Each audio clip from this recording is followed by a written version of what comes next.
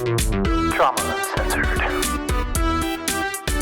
Trauma Uncensored. Trauma Uncensored. All right, welcome everyone back to another episode of Trauma Uncensored. My name is Andres, and I'm here with Brooke, Scherer. And of course, if you have not yet listened to that first episode to get some references or some context about what this podcast is about, highly recommend it. Go check it out. We've done some recaps, but now that we're 12 episodes in at this point, just recommend just go back to that first episode and then come back to this one, if that's okay. Good to see you, Brooke. It's been a little bit since we recorded. It has. You spent some time out west. We're going to actually talk a little bit about that. Did. So today's main topic, stick around, is going to be first about self-care and some reflections that Brooke had when she was out west. But before we get to that, a couple of things. One, thank you so much for everyone who's subscribed to our newsletter. Our newsletter only tells you about when episodes drop, if that's all you want to hear about. There's things you can opt in for later on, and we'll do something with that. But for now, the only thing you're going to hear from us in an email is going to be when an episode drops. All the other information and announcements come from this section, this part of episodes. So this is where you want to get your information from about what's happening. There's a lot of cool things that we were working on in the background for future moments, and we're not going to tease anything yet for that, right, Brooke? But we got some really cool stuff working. So eager. Danielle knows about it. Danielle and I talked about it this morning.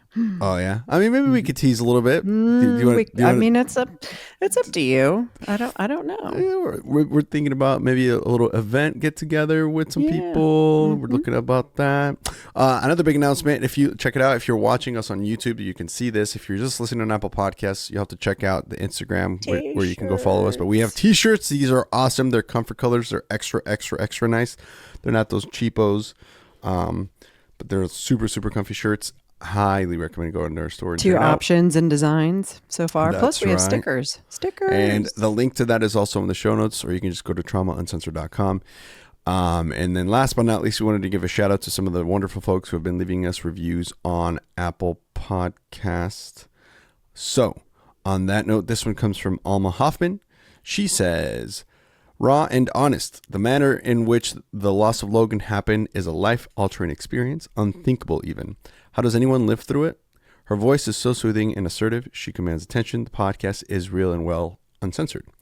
It's a conversation. You feel like they are with you in your living room. No pretense, just honest and transparent conversation about dealing with deep hurt. So thank you so much, Alma, for that. Thanks, are aiming Alma. To make it that way. You know, I'm curious if my previous students would consider my voice soothing. That would be fun to hear. I know that there are at least a couple of them out there listening. So, and you know who I'm talking about. So I would like to hear, did you actually think in class my voice was soothing? So I have this little, actually back here, that little sign right there. I walked into the classroom one day and it was taped up to the whiteboard and it says, "Beware of Brooke."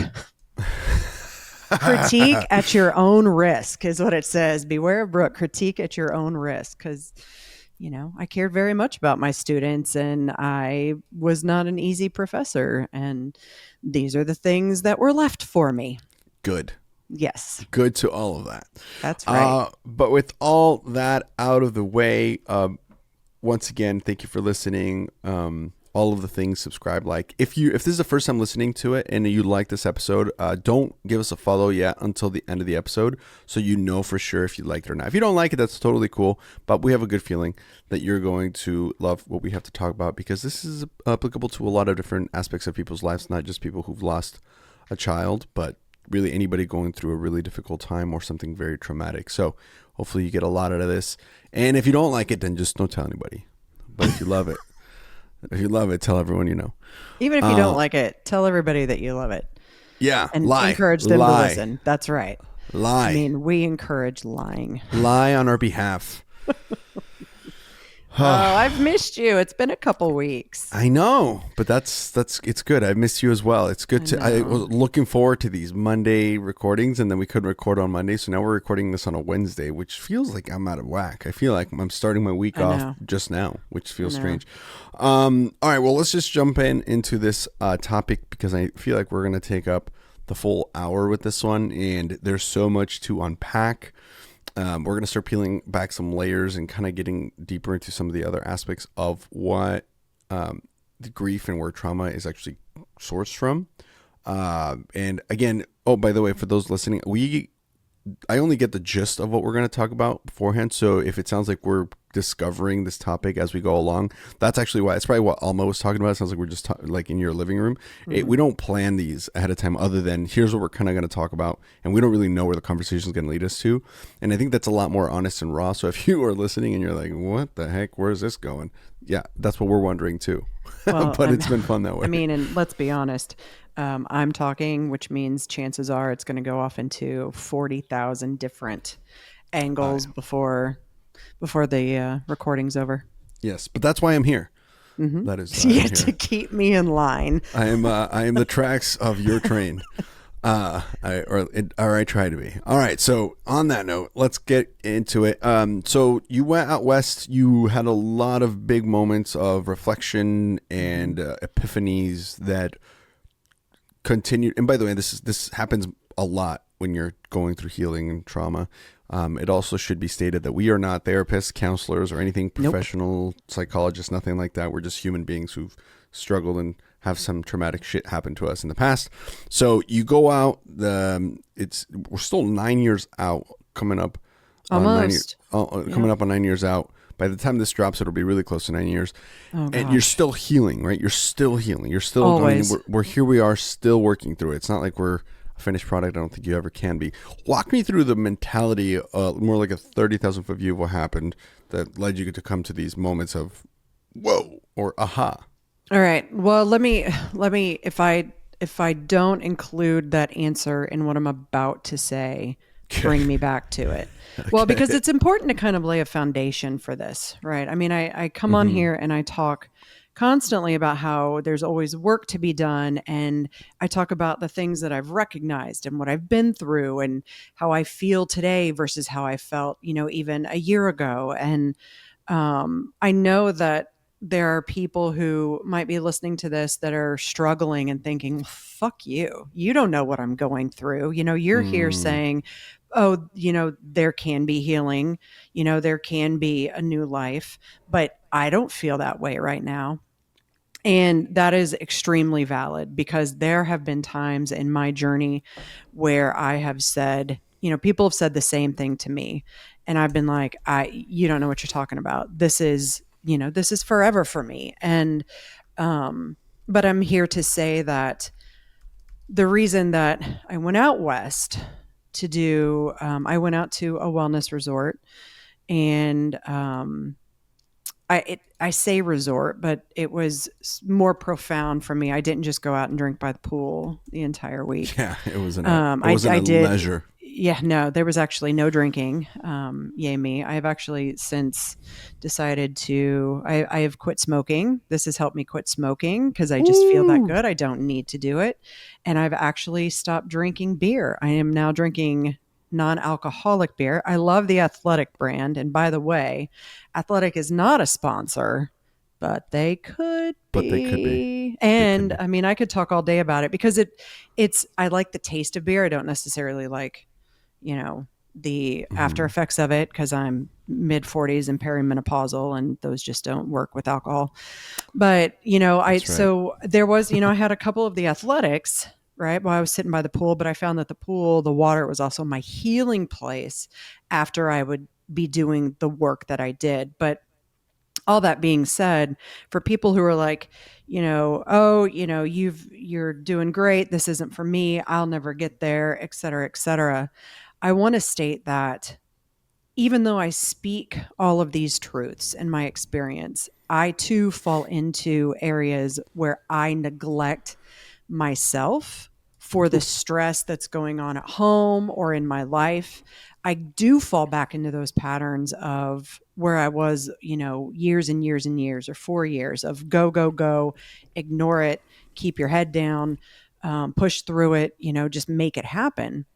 And, the past, I don't know, since last November, things personally and at home and, all of this new podcast and work stuff that I've put pressure on myself to do. It's not so much the podcast, it's actually the other businesses that have really put, I've put a lot of pressure on myself to succeed.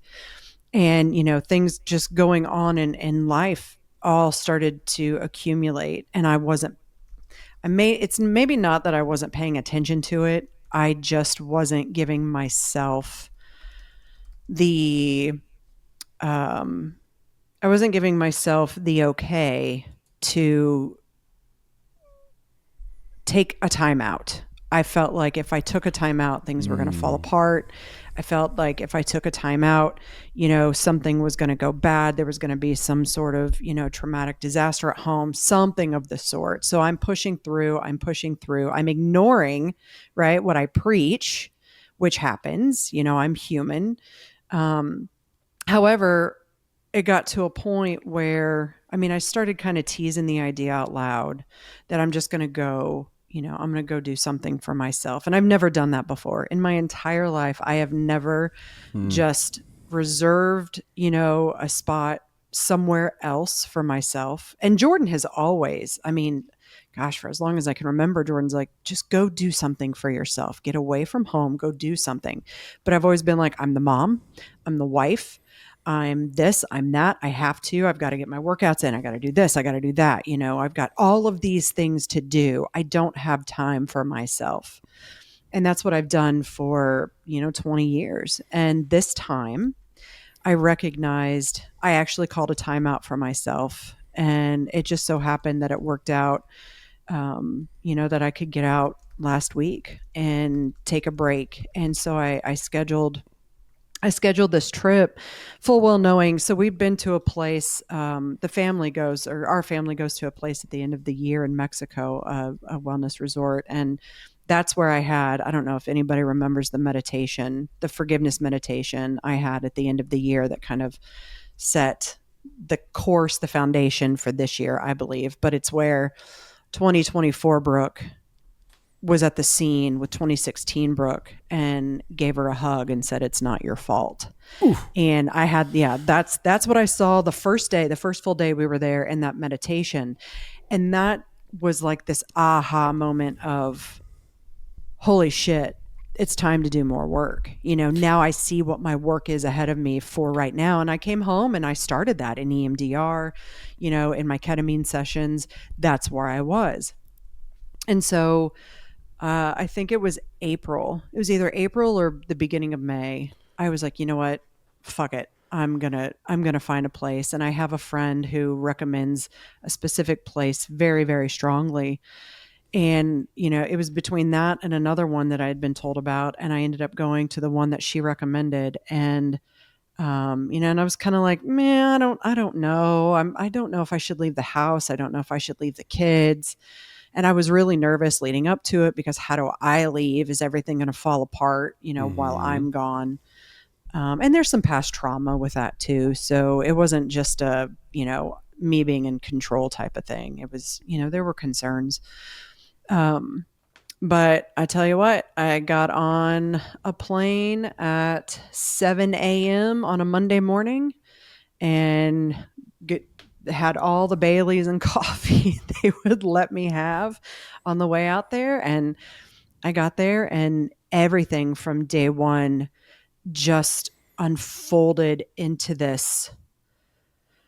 Oh, I don't even know how to describe it. It unfolded into this week of building like these breadcrumbs building on top of another with each session I would sit through. So, a chakra meditation or a yoga nidra. I did a floating sound bath. I did breath works. I did a healing your inner child workshop, and all of these, like the little nuggets that I got from each. I did a cacao ceremony, which was amazing. Wow. And all of these just like built on top of each other. So one thing opened up in my first session and I was like, huh. And I got curious about it. And with each additional session I would do, it would open more and more and more until on, the last day when I left, I did a breathwork session and I was sobbing. I was sobbing by the end, enough where, the instructor had put her hands on my feet and she just kind of sat with me for a little bit. And, in breathworks, you can opt for people not, for no human touch or for the instructor to actually place their hands somewhere, and Yeah. for me, I like that because it helps remind me that someone is there. It kind of grounds me a little bit more, especially when I'm not upset. But was all just so profound that I know I actually, on Friday afternoon, the reason we didn't record Monday was because Friday afternoon, very late in the afternoon, I was in an um, Ayurvedic. I can't pronounce it. Jordan's going to yell at me when he sees, or Ayurvedic. I can't even say it either. Ayurvedic. Ayurvedic? Yeah. It's Ayurvedic. Yeah. He's going to hear this and he's going to come yell at me. It's just, I've already heard it. He's like, why can't I keep telling you how to pronounce Hi, Jordan. it? Yeah. I'm like, why is this upsetting you again? I've told you so many times how to pronounce it. Well, I worry about other things of more importance than, I get that as well. Yeah. Okay, good. So I'm sure we're not the only ones, but I was in a massage, an Ayurvedic massage, and I was tapped in. I was, in my own meditative state. And I heard a very loud whisper that said, you need to call immediately after this to the ketamine clinic and you need to schedule something Monday so you can process this entire week. And I did. And they had one opening for 7 a.m. So Monday morning, there I was. I did my 2-hour session and it was the most profound session. I actually record them and I went back and I read the transcript of it.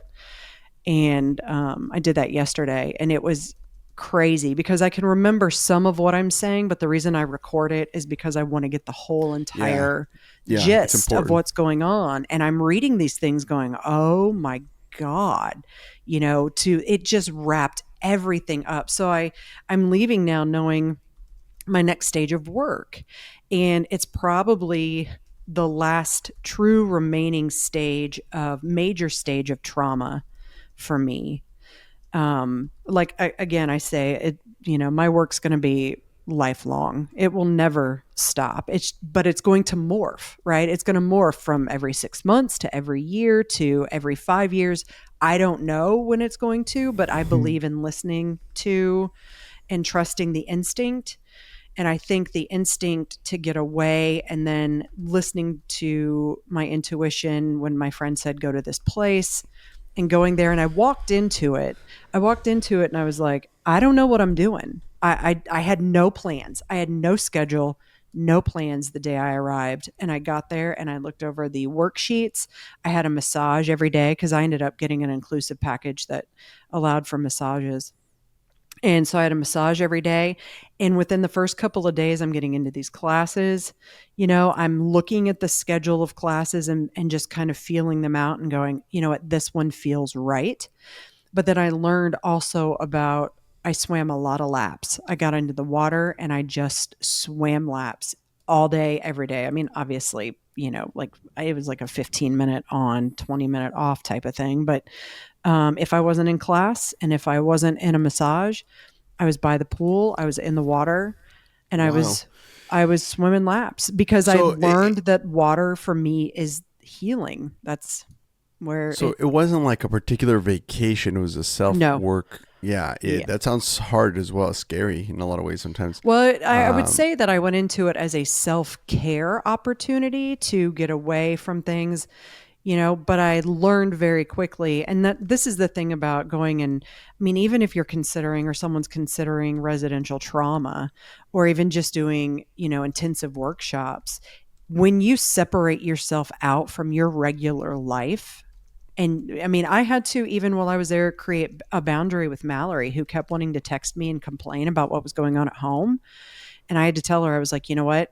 We can talk about this when I get home or write it down and you can talk about it in therapy, but I can't do this right now. That's why I'm here. And once I set that boundary, she stopped and, Jordan didn't say anything about anything and nobody was talking to me about what was at home, which allowed me to relax enough that I could open up and Yeah. hear the things and do the work. I had to text you and be like, listen, I don't want to hear from you. He did.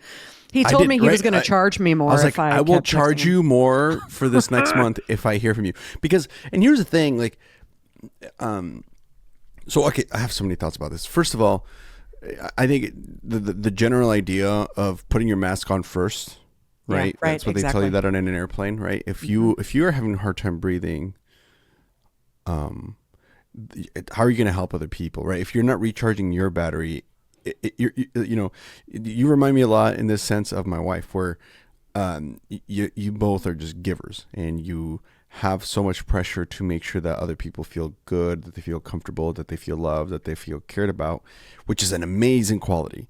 But sometimes that quality is a very tough weakness, because there is this sense of, when you are now depleted, whether for other circumstances, maybe it could be something as simple as a lack of sleep. Like, you just had you stayed up really late and you got up really early. Like, Bree will do this all the time. She'll wake up like a zombie, just exhausted. And then she's like, oh, we have guests coming to stay with us this weekend. I have to clean the whole house. And she's running on 2.5 hours of sleep because Rio had a tough night or something. And I'm like, hey, whoa. I'd rather have it be a messy guest room and you rest than, like, you be a zombie and have a clean guest room, because that's not good for anybody. And so this concept of, like, needing to take a break, and all of us really have this in a lot of certain ways, but I think it's tough because there's also guilt involved, right? Like, if I leave Jordan alone with the kids, then I feel like I'm being a bad mom because I'm not there for my kids. Am I being selfish because I'm taking care of myself first without taking care of my kids? Like, there's all these, like, narratives, and it's like, no, you're not. You're actually a human being too, that needs to understand yourself. You need to take a break and do some reflection, right? You got to change the oil for your own self. You gotta breathe. You gotta come up for air. Well, and I think a huge thing that I recognized this time, and this, again, the recognition for this has only come because of the work that I've done. Because in the past, nobody ever talked to me about tolerance threshold, and nobody talked to me about how pushing and pushing and pushing your body and your mind are just there's going to come a point where it's just going to shut down. And even when I've been through that 3 times, I'm still here going, okay, I've got all this going. And I started to notice that my tolerance threshold was reducing. But what I learned while I was gone was, not only was it reducing, but things that are going on at home, I was reacting to because of my childhood trauma, which I had never recognized before. Like, if Jordan and Mallory get into a spat, it's like I've had to start calling a timeout. I can't, because they'll come to me and they'll, complain about each other. And I've had to tell them, I can't be a part of this. And Jordan, we were actually in therapy Monday afternoon together. And Jordan was saying, you're my spouse, we're partners, we're her parents, and I need you to back me up. And I had to tell him, because I recognized this last week, the reason I can't be in between that I have to kind of remove myself from that situation, is because I've recognized that your and Mallory's relationship is very similar in my traumatic mind to what I experienced with my father. And so when I hear that going on, my instinct immediately is to intercept and protect Mallory, because I start to see Mallory, right? I recognize Mallory and Jordan. Exactly. And I recognize what I did last week is I actually recognized Mallory as my younger self. And that's the work that I have to do now, is I've never gone in and worked on my inner child and healing my inner child and healing the trauma from being younger, and the caretaking that I was expected to do, and the codependency nature of this parent, and the the shutdown of another parent. And it just, all of these things have they've developed me. They have developed who I've become. And until I heal Mm, at the root of my trauma, which also has to be, or also I believe exists in my root chakra, because I have lower back issues, like pelvic and lower back issues. And I've learned that a lot of it is somatic. A lot of it ignites whenever I'm under stress. And usually it's stress surrounding trauma. Otherwise, it doesn't exist. So I've mm, learned to recognize that. So if it shows up, I'm like, okay, what's going on in my life right now that could be triggering this? But while I was out there last week, I recognized that, through a meditation and through my cranial sacral massage, which also got down into the hips. She was feeling something. She's like, I feel energy down there, and she didn't know about any of this. And she said, your sacrum is really really tight, and the sacrum is the area of the root chakra. And I'm just like starting to pull all of this together, going, my inner child is at the root. And mm. until I clear that, until I clear the pain, the emotional pain, the traumatic pain of the root of my life, which is my inner child, teach my inner child that she's safe, right? That it's okay, that Mallory is not her, and all of these things. I'm not actually going Yeah. to heal. And I would be willing to bet that the more I learn to heal her, the less my back bothers me. Now, okay, I have a question for you. There's Mm-hmm. people who listen to this when they hear chakra, meditation, blah, blah, blah, Mm-hmm. um, and they think, oh, that's voodoo, Oh yeah, woo hoobaloo, woo. woo woo Yeah. shit. Like, Mm-hmm.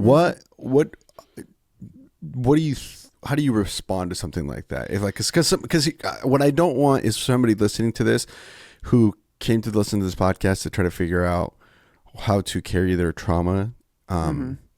Well, first of all, accepting their trauma in that their behavior is a lot to do with trauma, and also trauma is also thrown around a lot more nowadays, more Mm-hmm. freely. Yep. That's a whole different discussion.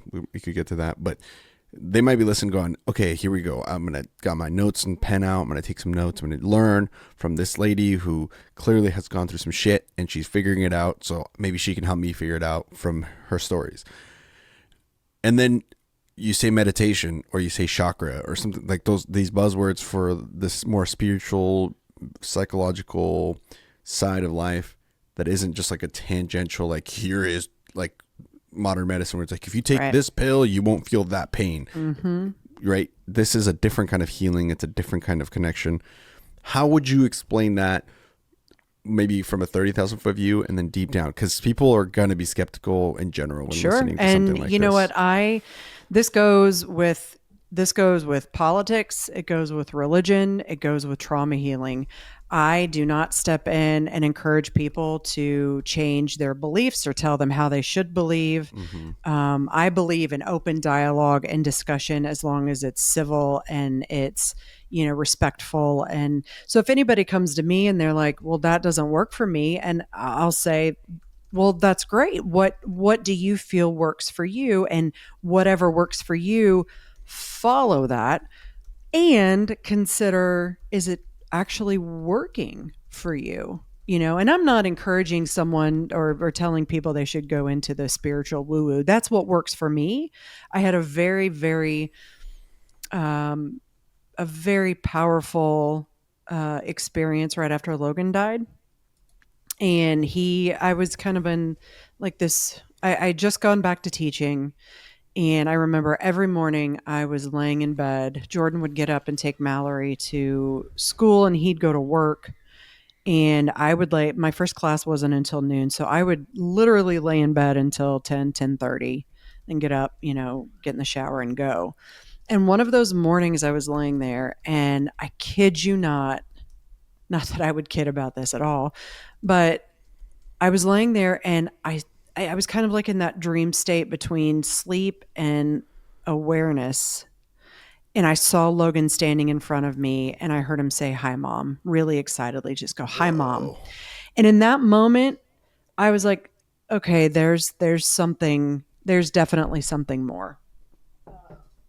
sorry, I'm going to actually pull this in for people who are watching.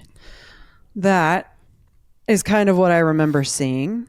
Wow, that's a trip. Um, yep. So, well, Nicole, my tattoo artist, that's a little sketch that she created for me, and that's in my next session. I don't know where I'm going to put it, but that's where it's going, or it's going on somewhere. And I mean, honestly, as a side note for the tattoo stuff, every time I go and do wellness stuff like this, I know what the next thing is. I don't go just to get tattoos at this point. I go to, I mean, something symbolic pops up, and that's pretty much what I've got all around anyway. So he's going to go on there. But that kind of opened the door for me to, and we'd had a couple other experiences that were really unique.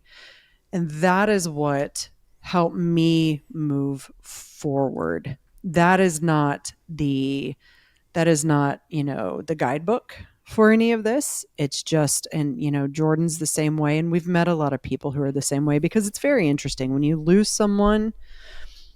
You start to, I would say most people start to recognize that it's not black and white, that there's so Oh, much it's not. more. And I know it's not black. And so when that happened, that set myself personally, on more of a spiritual journey.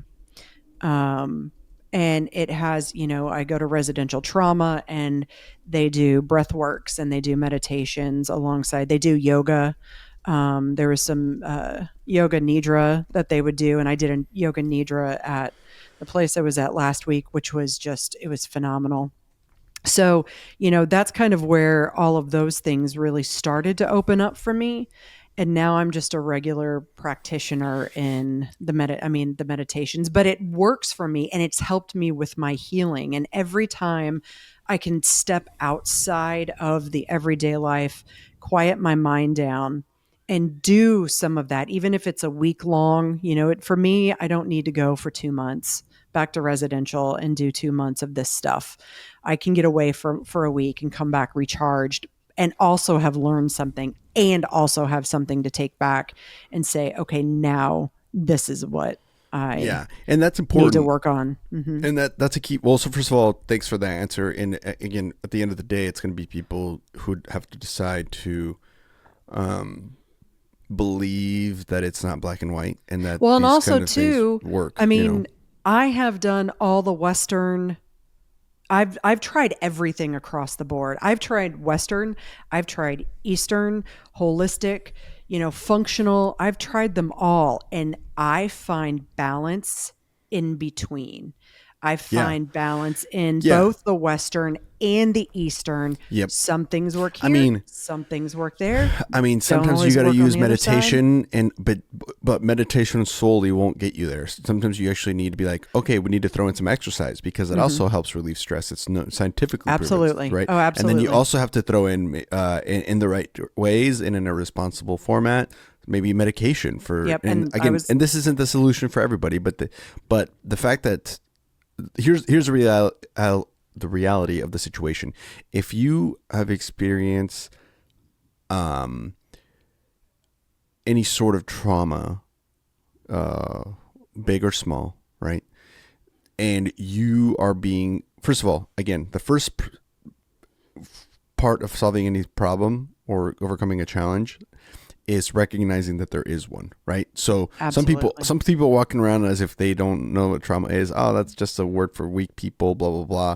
And it's like, okay, buddy, listen, we're all going through some shit, all right? Mm-hmm. If you, some people maybe are going through less shit, but that doesn't mean that what you're going through isn't hard. And so, like, recognizing that there's parts of you that are going to have some aspects of your childhood or some aspects of things that you've been through that are difficult, whatever. So recognizing that first. Okay, if you've recognized that and you've been beating your head against the pavement for a long time, and that's you, and then now Brooke's mentioning meditation and all this stuff, and you're going, oh, that's a bunch of bullshit. Well, Mm-hmm. maybe you need to stop and go, hey, wait a minute. I've been trying ketamine, or I've been trying exercise, or I've been trying whatever all these other things are, and I'm still not healed. Well, maybe that's your answer. Maybe you need to open up your Maybe. mind a little Well, bit and I more mean, to what else is out there to help. in my story too, because I was so deeply, and this was part of my OCD, I was afraid of Western medicine because of something that I had gone through in 2016. So from 2016 on, like I refused any sort of Western medicine to help, with anything. And that definitely proved. So, I mean, in that regard of you've tried everything, right? And nothing's worked. What's the next step? Um, I had tried functional healing for all of my stuff for years. I only saw functional medicine doctors. I tried all their supplements, all of this, and nothing helped. What I now know was the OCD. I couldn't take enough supplements. And I tried. And I tried. I mean, to the point where there was at one point before I had I hit my emotional trauma wall again in 2023, that a functional doctor had me taking over 80 pills, over 80 supplements a day, over 80. And there That's just came insane. a day and I was like, this can't be, I feel worse. This cannot be good for me. So I quit. And so, then, fast forward to February of 24, where I'm in this OCD program, and my amazing nurse practitioner, psychiatric nurse practitioner, she's a godsend. She really truly is. And she encouraged me. She never forced me, but she's like, you know what if you decide to try this? And she's like, and if you decide to try it, let's do an exposure with it. You can walk around with the script, and then you can fill the script and walk around with the script in your the pills in your pocket. And then you can open and hold a pill in your hand. And so what I ended up doing here, and here's where ketamine for me is phenomenal, because ketamine therapy, I should say. I know my ketamine therapist prefer that I use the words ketamine therapy, which is understood. But what happened was, right after we started talking about that in my program, I had a session. I had a ketamine therapy session. And because ketamine is so good at quieting down the prefrontal cortex, the ego, all of that, the subconscious brought up the Prozac discussion. And my subconscious told me, but what if it works? And what if it saves your life? And I heard that, and I allowed my fear to stay where it was, and I tried it. My fear, my doubt, all of those things for trying medication that I had been so against for a decade. And I tried it. And I tried it I started by opening a pill and putting the powder in my hand and just taking a taste. And then in 2 months after that, I was feeling so good that I kept asking Allie if I could go ahead and bump up. It's like, Are we ready? Are we ready to go? And she's like, slow down, Brooke. And I'm like, listen, I know you want to get me. So apparently the standard, I believe the standard, what's the word I'm looking for? The dosage, the standard dosage for OCD is for Prozac is between 60 and 80 milligrams. And I was so eager to get to 60. And that's where I've been on. That's where I've remained ever since I hit it. And it has quieted my brain down so much. But I also associate the ketamine therapy with helping, with that.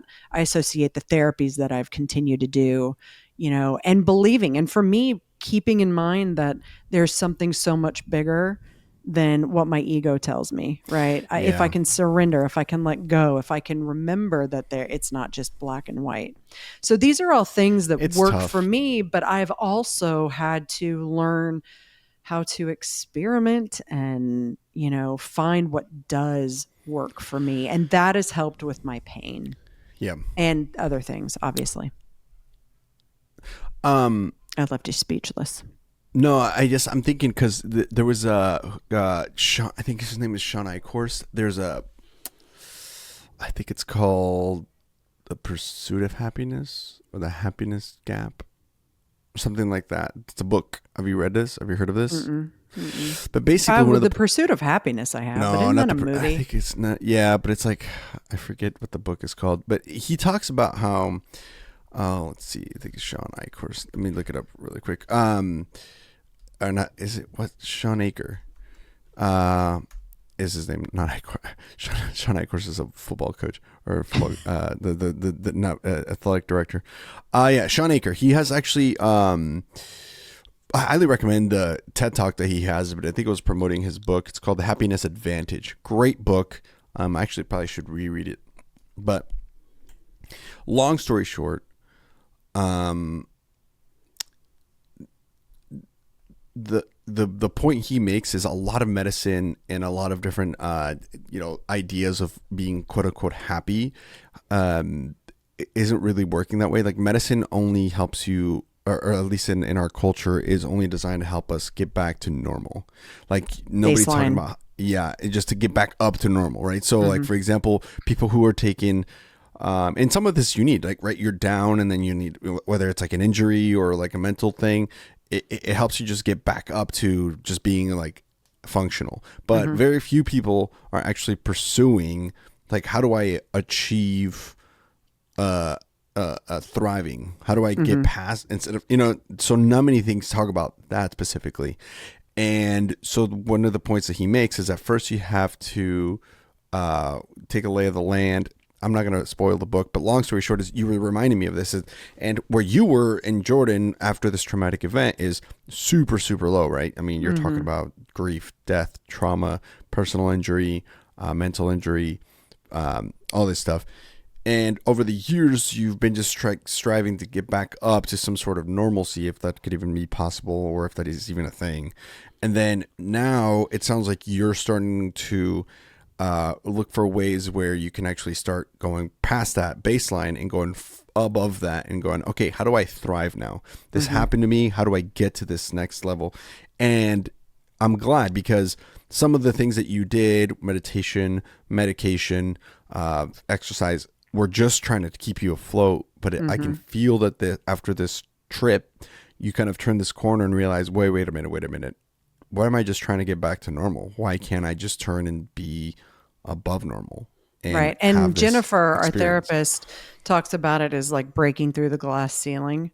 And that, I think, is something I achieved probably at the beginning of the year after that meditation at Palmaya. I really, truly believe that forgiveness meditation, allowing myself to forgive me for Logan's death, and recognize that it wasn't my fault, and that there's so much, it's so much bigger. I mean, it's really so much bigger than that. I mean, I wasn't the one driving, but also, where is my life gone since that? And where is it going to continue to go? And, could this podcast be something that finally brings trauma, the conversation of trauma, to our society, and people are recognizing, and also people aren't feeling alone, and that they do have community. And, so maybe it's all led to this. I don't know. I won't know until, I probably won't know even until the day I die, or even on the day I die. But, all I do know is that listening to my own needs, but also listening to my intuition, help push me to the next step, or help guide me, not push me, help guide me to the next step. And it's that next step that continues to help me heal and change who I am and be better at who I am. And, I feel I have so many more qualities, positive qualities in this life at this point than I ever did. No is a complete sentence, right? I use that phrase all the time. Setting boundaries is something that I would never do. I can sit in an uncomfortable situation and have a talk with someone now, instead of just letting them bulldoze over me and me ignore it and build resentment. There are just so many, I'm just completely changed. And that's because of the work that I've done. And for me, the opening up of this spiritual component of understanding the breadth of, the universe. And I'm going to try not to get too much into that, because some people don't want to hear it, but, believing that there is more, and believing that we're all on our paths for a reason, but we have to listen to what we're being told. We can, how many times has someone gone, man, I knew I shouldn't have done that. I knew I should have done that. I made this choice and I knew it was the wrong choice. And for me, that's my inner knowing telling me, my intuition or my guides or a whisper, I'll call it, Logan whisper, um, telling me or gently encouraging me on what I need to do. But then it's the damn ego that gets in the way and says, no, that's not right. You It's know, wrong. Yeah. I Yeah. shouldn't take that trip. You know, I shouldn't do it. And then I do. And I, just allow myself to surrender. And I'm like, oh shit. Well, I did, everything I did, every, class that I took while I was there that I just kind of felt out, the massages, whatever, help me just reinforce that if I can just listen, if I can just quiet myself, quiet the ego enough to listen, then the next step will be put in front of me. But it's my choice. It's my choice to take it or to leave it Yeah. behind. And it's I, empowering. That's it empowering is. for you. It And is. that's a weird, that word sometimes also gets overused, empowering and Mm-hmm. empowerment and all this. But to be honest with you, that is it's the realization that, and this is going to sound really harsh, but it's true. Like, somebody fucked up your life Mm-hmm. through, I mean, arguably your life was a little fucked up beforehand, right? I mean, all of us. And then someone came by and did something that was extra fucked up, Mm-hmm. right? Your son dies. Your son was killed. Yep. And then, so that choice was made for you, right? To throw you into this pit, right? Mm-hmm. But at the same time, you're coming to terms as well with, well, hey, it's up to me to get the fuck out of this. Like, Mm-hmm. I mean, nobody's going to drag you out of it. People can help Mm-mm. you. They can extend a ladder down to the pit, right? People can give you some guides as to what steps are treacherous along the way out. But at the end of the day, coming to the realization that regardless, that sometimes in your life, it's not your fault. And a Right. lot of times it could be not your fault, but it is And your fucking problem. it is, and it is your responsibility. Yeah. And that's the thing is, I come out of this week and there, I can't even begin to describe the emotions and I was pissed off at what I was uncovering or allowing myself to recognize. I was upset. I was crying. And I was also like, oh, okay, this is the next stage of work. The time is now. It's presenting itself. Yeah. And I could look at that and I could do two things with it. I could look at it and be like, okay, I know what I need to do now and just go about my merry way. Yeah. Or I can do something about it. So, I had ketamine therapy. I scheduled the ketamine therapy. I scheduled a therapy session, had a therapy session with Jordan and our therapist that afternoon after ketamine. I told Tara specifically, my trauma therapist, that I want to do next Thursday because I have another ketamine session booked next Friday. Mm. But I told her, I was like, I was supposed to see her this week, but my intuition said, no, you need to go next week, the day before ketamine, and do massive EMDR work and then take that into ketamine, because that for me is the 1-2 punch.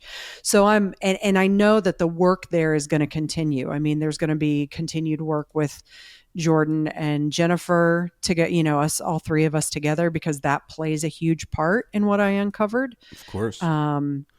And so I can recognize it and I can just kind of put it on a shelf and let it stay there and eat me up. Or I can say, oh, okay, and listen and recognize that the time is presenting itself now as an opportunity to do the really fucking hard shit. Yeah. But to get to the other side of it, like until I released the trauma that I carry. So I allowed myself to forgive my father while I was out there last week. I allowed Oof. myself to recognize that my father dealt with his own traumas as a child. My father probably didn't recognize what he was putting on me all of my life. And I also recognized that it was okay for me to set boundaries with him and be estranged with him when he died, because I had tried for many years to express my needs for him as my father, but he couldn't do it. And it was his responsibility, not mine, to change that for him. Correct. Because that choice was made for him because of you, right? Because you Right. needed to make that choice for yourself. It's interesting that people, you always hear from people about like, oh, I wonder, because I'm close to my brother, I'm close to my dad, right? And you hear people like, I wonder how people end up estranged, and I wonder how it's because they choose to not confront the fuck uppery that is their life. And it's Right. and again, just like with your father, it wasn't his fault. It was probably his father before him, and his father before him, and his father or mother before him. It doesn't, it's not exclusive to dads. Moms can be just as shitty, right? But again, not your fault, but it is your problem. It's not your fault, but I keep saying but. It's not your fault, and it is your problem. That's fucking life, man. That's just life.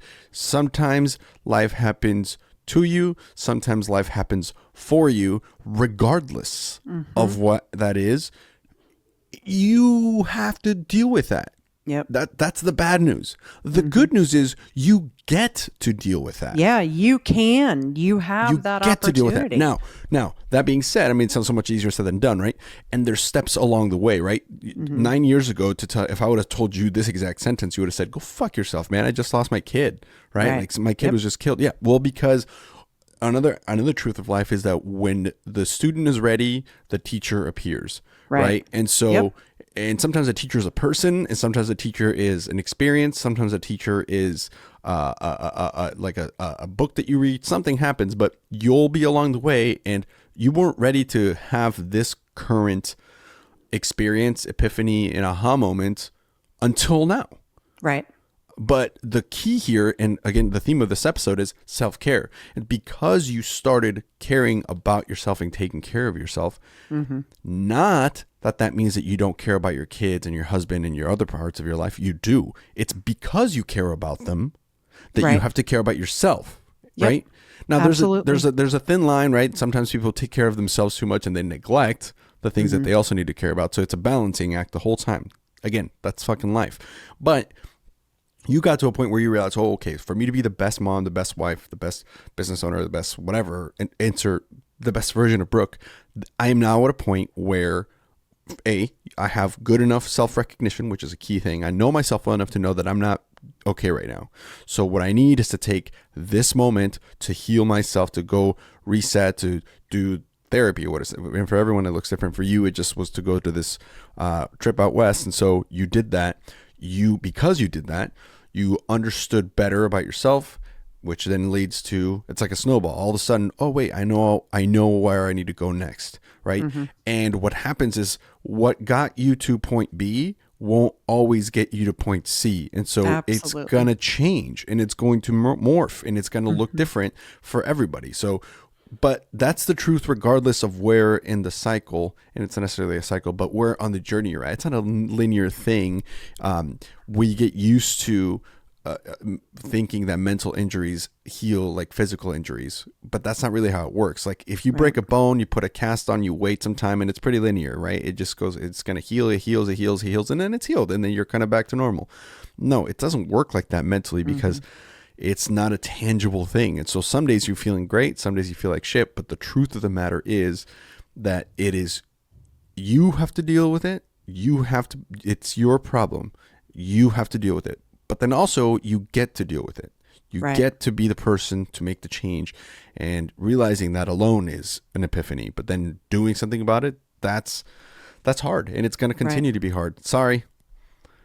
But also great, because on the other end of it, there's this incredible realization that A, you're not alone in this. We're all going through it. And B, you can have something incredibly horrific happen to you for whatever reason. Your fault, their fault, honestly irrelevant. It happened. But you can be stronger for it. You can be better for it. And that is a beautiful lesson to have learned. I mean, you already knew it, but it's a beautiful lesson to like remind yourself of through this. I think I may have mentioned this before. Forgive me, everyone, if I continue to repeat myself, but there are so many ideals surrounding this that are worth repeating. Oh yeah. And never, ever, let me preface this with, I would never tell anybody that I'm glad my son is dead. And I would never for a second turn away the opportunity for him to still be here. And I, for the first time in my life, actually value myself and appreciate and am grateful for who I've become in this journey. Mm-hmm. That for me is huge, because never in my life have I ever had any sort of self-esteem, been able to stand up for myself, have this sort of peace and knowing and, opportunity. And I was miserable. I lived probably 44 years, I would say, up until, not all that long ago, not knowing that I had a voice, being scared to use the voice, being scared to carpe diem. Like, I live in the present now. So many people around me are always worried about, and I used to be this way too, but they're always worried about tomorrow or in about 30 years from now. And I'm like, fuck, I could die tomorrow. I could die in 5 minutes. So guess what? I'm going to eat the motherfucking cheeseburger. Yeah. I'm going to. Yeah. Oh, I'm going yeah. to. This could be a whole different episode. All right. Can we call it Eat the Motherfucking Cheeseburger? Yeah. Can we call this one Eat the Motherfucking Cheeseburger? Sorry for my mouth. No, it's good. It's good. But I also do, before we end this, there is something very important that I need to share, because not everybody can just up and pick up and go, to a resort, take a week off away from their family and go to the resort and consider that their self-care. True. It is also, what are you doing at home to integrate that into your routine? Here are some of the things that I do, and I can tell you some of the things that Jordan does. He's going to yell at me for that too. Let's be honest. Listen, he is one of the smartest people that I know, and he likes to correct me because I was a professor. So he's like, better. And I'm like, listen, I'm human. I make mistakes too. Oh, ye of perfection. But some of the things that I do for self-care that, like yesterday, I got, because of the stupid camera issue that we were having, this technology thing, the reason we couldn't record yesterday was because of technology issues. And I was trying to figure it out last night. And I was just so tense and pissed off because I couldn't figure it out. And I finally got something figured out. I closed my computer and I told everybody I'm going to take a minute. I got up and I went out into my garden, and that calmed me down. Yeah, so you can do it at home. I know. Do some breaks at home. I go see Danielle as much as I can. Hi, Danielle. Hi, Danielle. We love you. We see her, or, Jordan and I both go and see her, but I like to go more because Jordan he likes to do about 3 times a week. I am trying to expand, hopefully up to 5. But that is, when I get up in the morning, that gets my day going. Taking walks, walks are essential for us. So there are so many, but it's even therapy. I've mentioned before that going to trauma therapy, I hate driving to it. Sometimes I want to cancel, but I don't. I stick with it. And every time I walk away with a nugget of information, or I feel better about this, or I understand this more. And that is something that when I'm hearing it repeatedly, that's where it begins to stick. And I start to practice, doing that. Again, like I said, being in the water, I've always been a mountains girl. I've always wanted to live out in the Rockies. And I'm going to use the word and, I've learned that for me, healing and connection is when I'm in the water. And I shied away from the water for so long because that was our thing with Logan. We lived on the Gulf. We were there all the time. That was his happy place. Jordan would want us afterwards to go to the ocean or, and I'd be like, nope. And I still kind of live by the theory that you can get me in the ocean, but don't take me back to Florida type of thing. But I learned that, especially after I was doing like I said, all that work last week, I would immediately get in the pool and I would swim some laps. And just being in that water and being in the sun was enough to regulate my system and help me process things that I had just recognized or learned or witnessed. And I don't need to go somewhere for that. The YMCA has a pool. Yeah. So I'm not sitting here going, the only way to healing is for you to go on this vacation. And it's not really a vacation.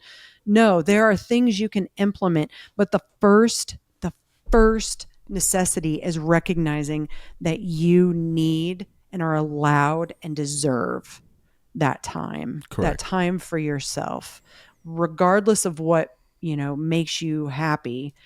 Find those things and use those as a way to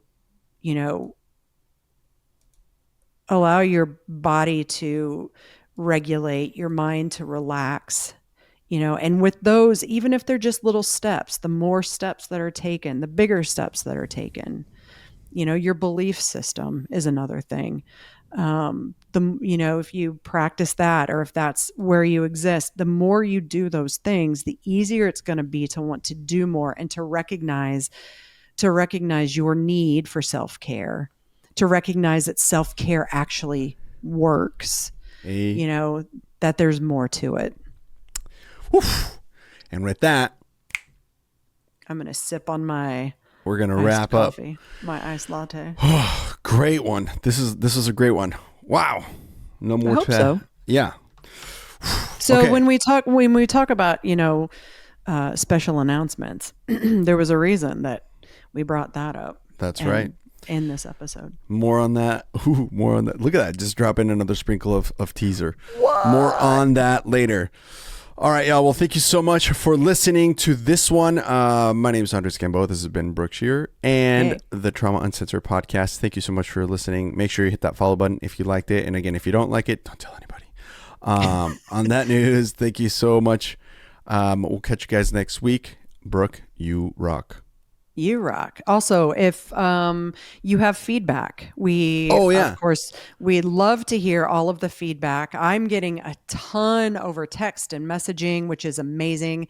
And Andreas, you take it from here. Make sure you go to Apple Podcasts if that's where you're listening and leave us a review, a written review, please, would be amazing. And then on Spotify, you can leave us a star rating. So go and do YouTube, those things. You can leave comments too, but we're really excited to start sharing listenership. So we'll share the feedback that we get specifically on Apple Podcasts. So on that note, that's it. All right, guys. All right. Thanks so much, everybody. Thank Peace. you. Bye.